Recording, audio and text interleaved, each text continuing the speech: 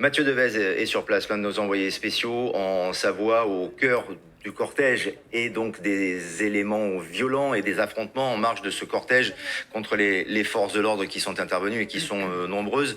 Il semble, sur les images que l'on aperçoit et sur nos différents faisceaux, Mathieu, que pour l'instant les affrontements se soient apaisés, se soient calmés. Est-ce que c'est le cas pour vous ?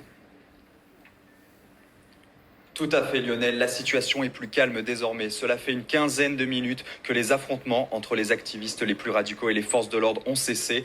La cause de cette accalmie, les blessés côté activistes. Nous avons vu plusieurs éléments radicaux être pris en charge par les street medics, des secouristes volontaires, beaucoup d'activistes donc à terre. Et c'est pour cela que de nombreux manifestants ont dû rebrousser chemin vers le campement. Un campement qui se situe à quelques kilomètres d'ici. Et pour revenir sur ces tensions auxquelles nous avons assisté avec Jules Bedeau, nous étions littéralement sous une pluie de projectiles, des pierres lancées par les éléments radicaux en direction des forces de l'ordre qui ont répliqué avec des tirs de gaz lacrymogène. À vue d'œil, il y avait environ 300 éléments radicaux et la cause de ces tensions, c'est tout simplement l'échec des négociations entre forces de l'ordre et élus écologistes. Vous avez pu le suivre sur CNews.